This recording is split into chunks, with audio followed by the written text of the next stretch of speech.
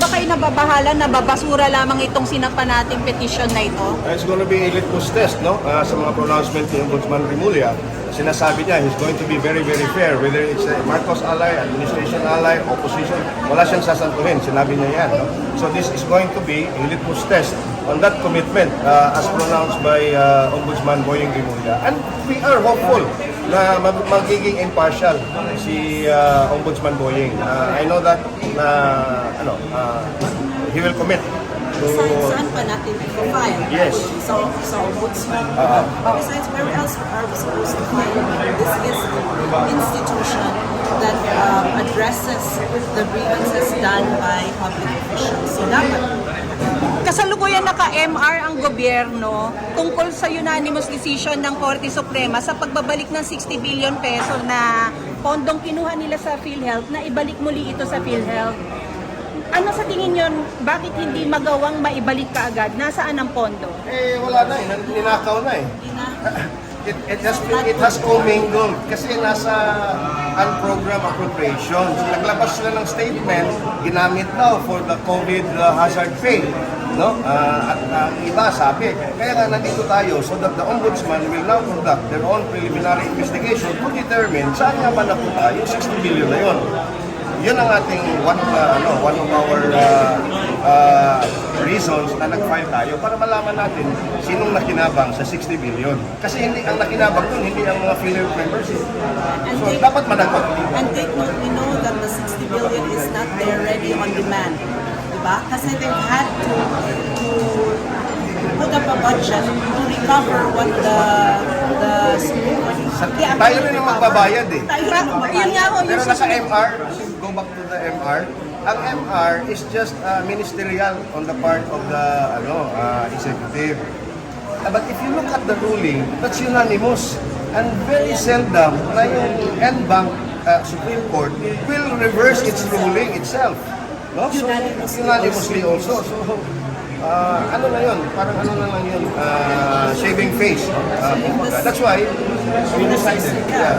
If the 60 billion is no longer there available on demand under yung motherization laws, dapat sana mababalik na what you call it? Any allegation of motherization, but the mere fact that they have had to make provisions for that under the new budget for the 2026, meaning wala na talaga yung 60 billion. The recently, yes ma'am. I think it's going to be double whammy. It's going to be double whammy because it will come out if they take it from the 2026 budget. Where else will they get it? Obviously from our taxes again. Parang, it's not nice to say, parang nawalan tayo twice. The recently concluded bicameral conference, kinaltasan po yung DPWH budget. Ang sinabi, yung kanilang budget mapupunta sa PhilHealth, I think around 20 billion. Hindi pa ba sapat yun para sa atin at kailangan natin magsampa ng reklamo? Ang sabi ng mga health workers, they had a statement na palabas sila. PhilHealth needs 178 billion a year to implement real universal healthcare.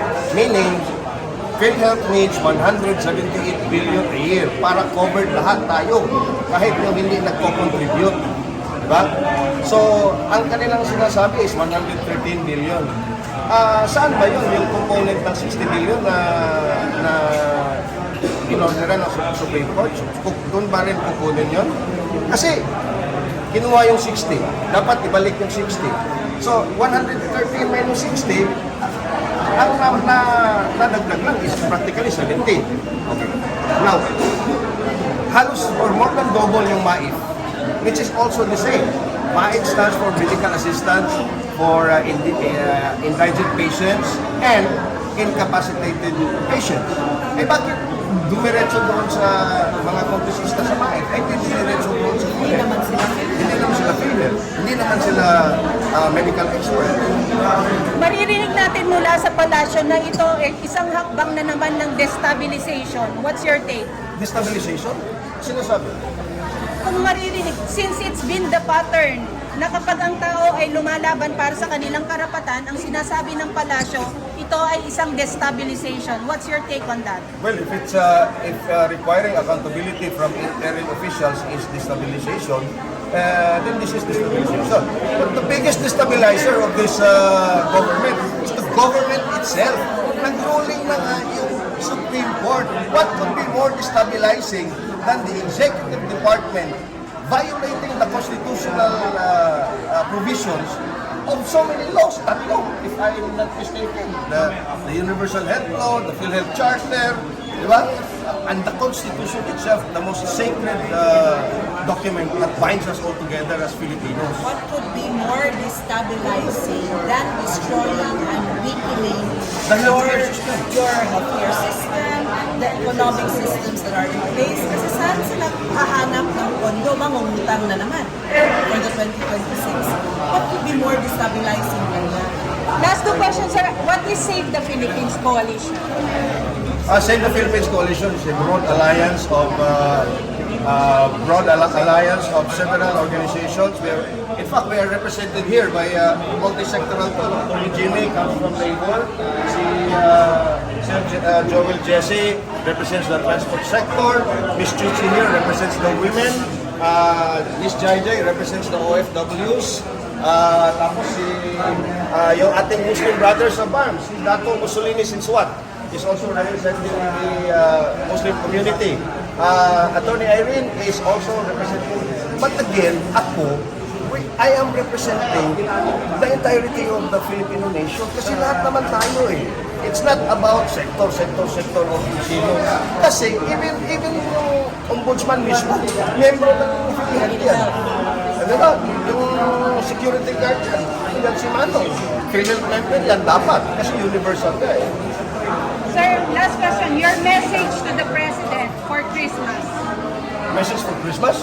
I hope he steps down and redeem the last few years of his presidency, because the rot within this system is unbearable.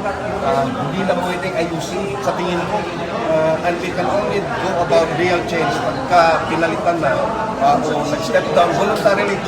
My call to President Bongbong Marcos: be a bigger person, step down, accept the fact that you have failed this nation, so that we, the entire Filipino nation, can move on to restore whatever that was na balahura during the 3+ years of your administration. Thank you, sir, sa mga effort na to para sa Pilipino. Maraming salamat po. Thank you, guys.